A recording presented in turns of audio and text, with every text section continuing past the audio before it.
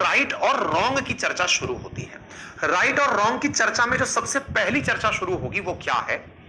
महिला द्वारा सफलता प्राप्त करने के बाद पुरुष को छोड़ देना, और दूसरी बात, पुरुष द्वारा सफलता प्राप्त करने के बाद महिला को छोड़ देना। ये दोनों स्थिति, तो ऐसी स्थिति में संभव है कि आप लोगों के मत में एक बड़ा सवाल यह बनकर आएगा, क्या यह तरीका सही है? समाज में जो सबसे बड़ी चर्चा अब यहां से आगे शुरू होती है वो राइट और रॉन्ग की चर्चा शुरू होती है। राइट और रॉन्ग की चर्चा में जो सबसे पहली चर्चा शुरू होगी वो क्या है? महिला द्वारा सफलता प्राप्त करने के बाद पुरुष को छोड़ देना, और दूसरी बात, पुरुष द्वारा सफलता प्राप्त करने के बाद महिला को छोड़ देना। ये दोनों स्थितियां हैं। आज ज्योति मौर्य का केस है। ज्योति मौर्य के केस में महिला एसडीएम बनती है और वो अपने पति को छोड़ देती है। पूरी तरह से सेंटिमेंट वायरल हो जाते हैं कि साहब एसडीएम पत्नी ने पति को छोड़ दिया। सही और गलत का फैसला हालांकि कोर्ट करेगी, लेकिन जो आपकी कोर्ट है, क्योंकि आप में से बहुत सारे लोग जिनका अंदर का मेल ईगो हिल गया है। क्यों हिल गया है? क्योंकि उन्हें लगा कि पत्नी उनकी प्रॉपर्टी है, और पत्नी उनकी प्रॉपर्टी है और छोड़कर चली गई है।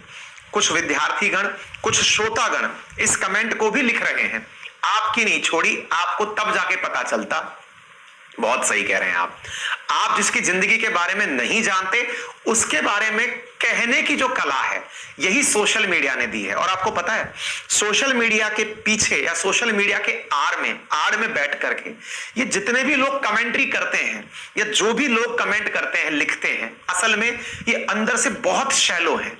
ये वो लोग हैं जिनके जीवन में कोई उपलब्धि नहीं है, इनका काम ही यही है। इसको हिंदी में बोलते हैं परछिद्रान्वेषी, दूसरे के जीवन में कमियां तलाशना। सर, आप शायद खुद पीसीएस अधिकारी हैं, इसलिए आप एसडीएम का पक्ष ले रहे हैं। जी साहब, मैं कतई पक्ष नहीं ले रहा, मैं कोई कोर्ट थोड़ी हूं। बस मैं आपका ध्यान इस तरफ आकर्षित करा रहा हूं कि क्या हमारा समाज इस चीज के लिए तैयार है? क्या आपने आज तक ऐसा कोई भी केस, ज्योति मौर्य जैसा केस, यार भारत में इतनी विविधताएं हैं, 140 करोड़ की आबादी है, महिला और पुरुष के बीच में लगभग बराबरी का मामला है, उसमें एक मामला निकला। मेरा दुख पता है किस बात पर है? इस केस के कारण ना जाने कितनी महिला, शादीशुदा महिलाओं को अपने घर में टॉर्चर झेलना पड़ेगा। यह केस मेरे लिए मैटर ही नहीं करता। हर घर में कोई ना कोई समस्या है, 5 बर्तन साथ रहते हैं, बजते हैं। कोई भी परिवार परफेक्ट नहीं होता है। आपने अपने मां बाप को देखना है, मुझे मेरे घर को देखना है, सबको देख लीजिए। परफेक्शन कभी अटेनेबल है ही नहीं। लेकिन इस घटना को रेफरेंस बनाकर ना जाने कितनी जेन्युइन तरीके से तैयारी करने वाली महिलाओं को जो समाज टारगेट कर रहा है, मेरा उस समाज से आह्वान है, जिन महिलाओं को पढ़ने नहीं दिया जा रहा है, जिन्हें यह आधार बनाकर रोका जा रहा है, और यह बहुत कॉमन है, कहीं ना कहीं घर में यह चीज विराजमान है। आइए पुरुष के केस में बात कर लेते हैं। जो मैं बात कर रहा हूं ना, पुरुष जब एसडीएम बन गया, क्या उसने महिला को छोड़ा? एन नंबर्स ऑफ केसेस हैं, एन नंबर। मैं जिस सेवा में हूं या जिस समाज में हूं, वहां पर ऐसे इतने केसेस हैं कि आप आंख बंद करते हैं कि नहीं ये मत दिखाओ यार, नहीं नहीं यार ये मत दिखाओ, ये पुरुष उसके साथ में है, मत दिखाओ।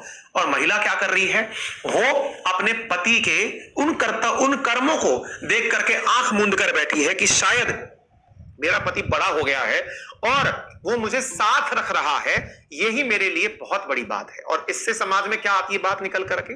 पति परमेश्वर होता है, पितृसत्तात्मक सत्ता है, पति की ही बात चलेगी।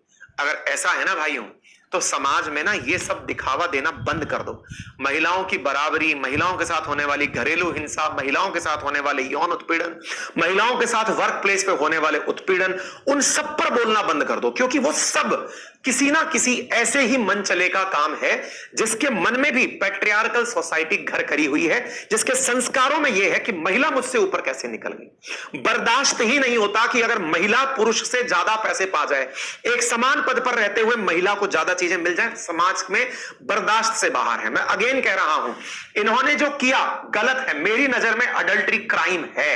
इस महिला के द्वारा, ज्योति मौर्य के द्वारा अपने पति के रहते किसी अन्य पुरुष के साथ अगर अवैध संबंध बनाए गए हैं, जो कि आईपीसी की धारा 497 के तहत अडल्ट्री में परिभाषित है, तो मेरी अगर व्यक्तिगत राय जानते हो तो यह पूरी तरह गलत है, नैतिक रूप से नैतिक मूल्यों का पतन है और इस तरह की घटनाएं नहीं होनी चाहिए।